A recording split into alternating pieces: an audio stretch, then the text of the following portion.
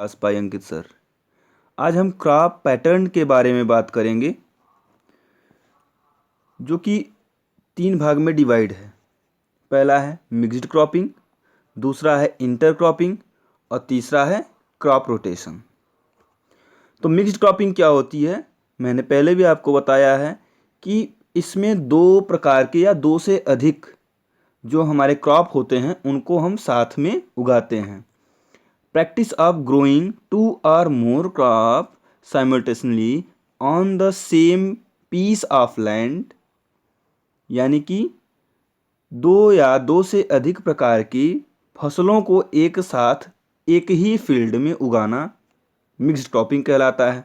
Example क्या दिया हुआ है, आप देखते होंगे कि वीट में मस्टर्ड उगाया जाता है साथ साथ, ठीक है। और दूसरा है ग्राउंडनट प्लस सनफ्लावर। तीसरा एग्जाम्पल दिया गया है वीट प्लस ग्राम।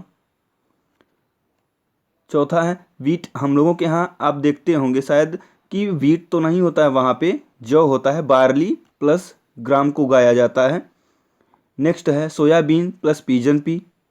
और आप गांव में देखा करते होंगे कि जो आपका रहर है, रहर के साथ कई चीज़ों को एक साथ मिला करके उनको फील्ड में ग्रो कराया जाता है।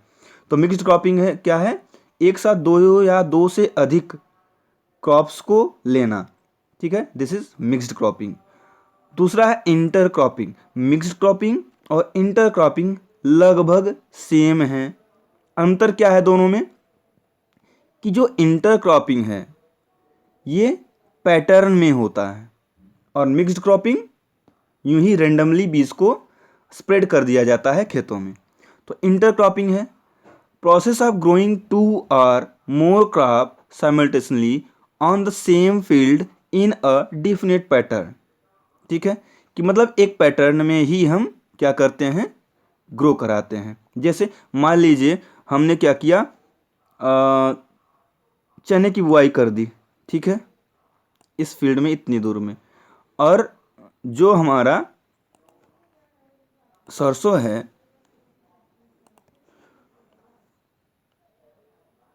उसको हम इन लाइनों पर बुआई कर देते हैं। या ये कहिए कि चने की बुआई यहाँ हो गई इस एरिया में, और इधर क्या किया, जो ब्लू लाइन है यहाँ पे हमने क्या कर दिया, सरसों की बुआई कर दी।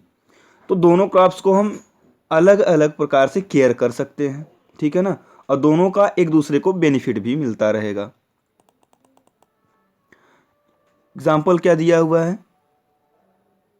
बाजरा है प्लस लोबिया, सोयाबीन और मेज। सोयाबीन का पौधा क्या होता है, थोड़ा सा छोटे साइज का होता है, कुछ इस तरह का होगा, मतलब फिगर बनाने में टाइम लगेगा। और जो आपका कहाँ गया भाई, सोयाबीन और मेज, मक्के का पौधा कितना बड़ा होता है, ये थोड़ा बड़े साइज का होता है, ठीक है ना। और मक्के की क्या क्वालिटी होती है, इसमें बहुत ज़्यादा ब्रांचिंग नहीं मिलती, बस लीव्स मिलती हैं। तो इसकी वजह से जो अगर हम इन दोनों को साथ में बुआई करते हैं तो जो सन की लाइट की दिक्कत होती है वो भी बहुत ज़्यादा नहीं होती है। अगर हम पैटर्न क्रॉपिंग में अगर किसी प्लांट को सन की आवश्यकता है, सूरज की रोशनी की आवश्यकता है, तो हम उसे, जो हमारा एक बड़ा वाला प्लांट है उसको गैप दे दे के बुआई करेंगे, उसके बीच में डिस्टेंस बढ़ा देंगे।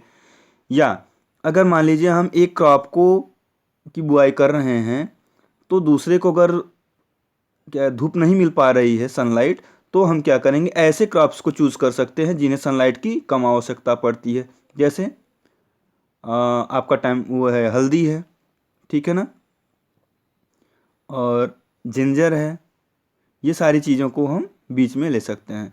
तो आई थिंक जो आपका मिक्स्ड क्रॉपिंग है और इंटर क्रॉपिंग ये पूरा क्लियर हो गया होगा। तीसरा है क्रॉप रोटेशन।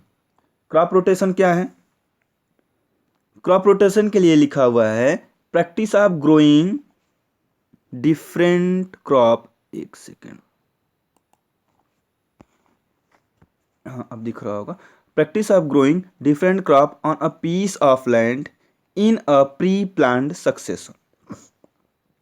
मतलब कि पहले से यह फार्मर जो होते हैं प्लानिंग किए रहते हैं कि हमें क्या करना है, इस साल कौन सी फसल लेनी है, अगले साल कौन सी फसल लेनी है। ठीक है ना। जैसे मान लीजिए 1 साल वीट की बुआई की गई फील्ड में, या 2 साल बुआई की गई, अगले साल क्या करना है, इस फील्ड को चेंज कर देना है क्रॉप से। मतलब इसमें अब क्या कर दें, अगले साल हम कोई लेग्यूमिनस प्लांट की बुआई कर लें, जैसे अरहर की या फिर चने की, तो ये क्या कहलाएगा, क्रॉप रोटेशन। यानी कि क्रॉप को बदल बदल के बुआई करना क्रॉप रोटेशन कहलाता है। इसके फ़ायदे क्या होते हैं, इससे बहुत सारी चीज़ें कंट्रोल हो जाती हैं, जैसे बहुत सारे पेस्ट कंट्रोल हो जाते हैं और बहुत सारे वीड्स नहीं आते हैं, और जो सॉइल की फर्टिलिटी है वो भी बनी रहती है। ओके, तो इस वीडियो में इतना ही, ताकि बहुत ज़्यादा लंबा ना हो। अगले वीडियो में हम क्रॉप प्रोटेक्शन या क्रॉप मैनेजमेंट की बात करेंगे। ठीक है, तो thank you for watching this video. अगला वीडियो जल्दी ही अपलोड कर देंगे, अगर आपको पसंद आएगा तो। ठीक है।